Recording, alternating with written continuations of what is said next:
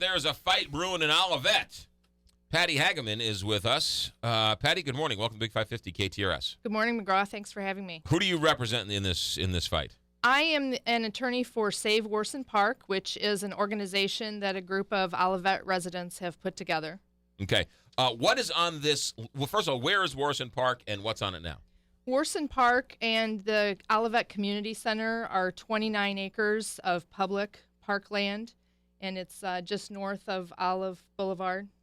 It's between Olive and Page on Worson, right? Between Olive and Price. Olive and Price. Okay.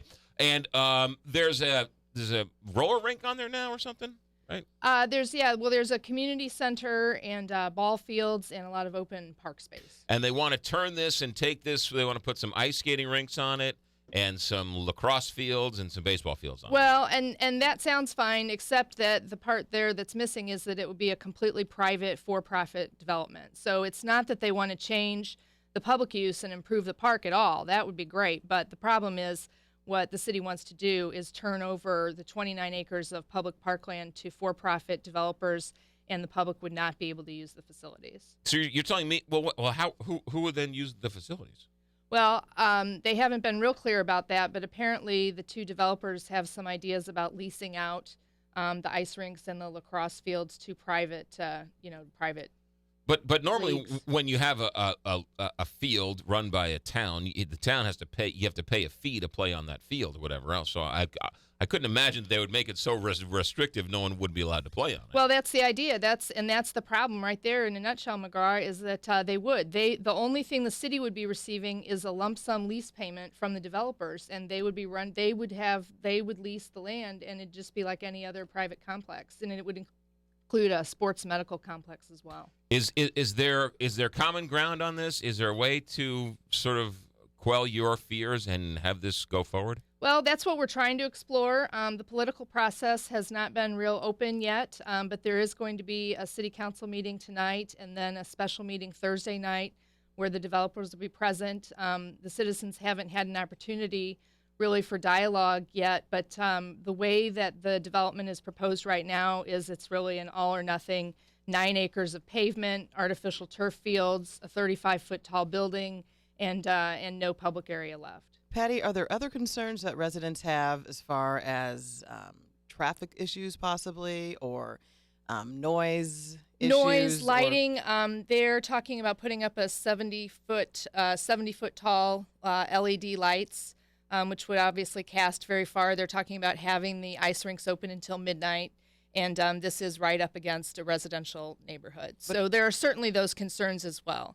But currently, though, the what's on there now, the rink and whatever else is in the community center, is it being used? It is being used. It is being used. And apparently some people think it's being underutilized.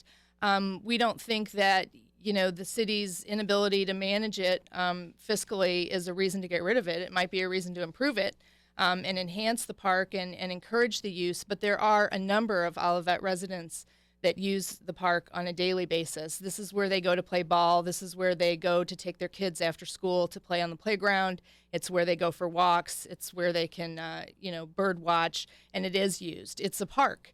And so, is it used the same way that a Walmart's used? No, it's used the way that a park is. But you can go over there any time of day and see people enjoying the parkland. Where's the process now? The city council is sort of at least what? Well, there's some approval. There's a zoning amendment that's pending before the city council. The planning commission has actually recommended this requires a zoning change in order for this to happen. It's a public activity district as it's currently zoned and as it's currently contemplated in the master plan. And so what they need to do in order for this to happen is actually change their zoning code. And that's what's in front of them right now, is to change the public activity district zoning to allow for private for-profit development. How many people are you representing in this group? It's a large number of residents. I don't have an exact number for you, but they've collected hundreds and hundreds of signatures on a petition to put this up for a vote of the people. There are about 10,000 residents in Olivet, and they're trying to gather enough signatures to get this on the ballot. And that's one of the things that we really hope the city council will listen to, is if you really think this is something that the constituents want, let them vote on it. I'm confused by the for-profit versus the government-run park. It's for-profit. People are still they're still going to allow people to play on the fields, right? I mean, it's Well, not people. If you they're not wanna- going to turn it into a country club where you have to pay $25,000 to join. it's much more akin to a country club than it is. This is not proposed to be something like the Kirkwood or Clayton ice rinks where the public can pay a fee and go skating. Right. This is not what that is. In fact, they've talked about maybe opening it 2 to 3 hours a week to the public for a fee, and they've only suggested that, I think, in trying to come to some kind of compromise. I mean, this is clearly it's a private club. That's what it would be. Who would pay for this private club? Who would build these facilities? Who would pay for that? Well, that's a good question, and we're not sure that the city of Olivet has done their due diligence on that, or at least if they have, they haven't shared it publicly. But there are 2 individuals, 2 men who have formed a company, basically, and that company would be the named developer. But they've not made public any information about the financial wherewithal of actually getting the project done. There are arguments.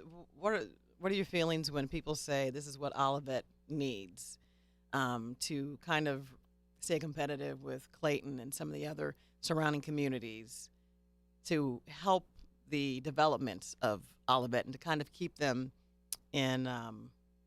Well, that's a good question, Kelly. The issue really is taking a public parkland for a private development. There are all sorts of ways to enhance economic development without taking a third of the city's parklands. And that's really what this is about. It's 2014, and it's kind of funny that we're still debating the importance of public spaces and green space and parkland. We'd think it would be a given by now that people would understand that enhances the community. And if you want a for-profit development that's closed off to the public, there are plenty of places for that. This isn't about whether hockey or lacrosse are great sports. They are. And I know, we've got a lot of hockey and lacrosse fans, but what this is really an elitist group that would, have a highbrow for-profit operation in lieu of what is currently a public park. And Olivet residents are also very concerned about the precedent this sets. You're talking about getting rid of roughly a third of Olivet's parkland. And where does that head? So what they're really looking for, what we're looking for, is simply to say, let the people of Olivet vote. Leave it up to a vote if you're going to sell off or lease Olivet parklands. When's this zoning vote? Is that coming up here soon? The zoning amendment ordinance is going to be first read, is my understanding, at tonight's city council meeting. So that would happen over the course of the next 6 weeks. So this is heating up, huh? It is. It's a very hot topic. Do you have a website to find out more information? SaveWarsonPark.com. SaveWarsonPark.com. Patty Hageman. Patty, thanks for coming in. Thanks, McGraw. You Thanks got for your time. Thanks, Kelly. 7:30, Big 550.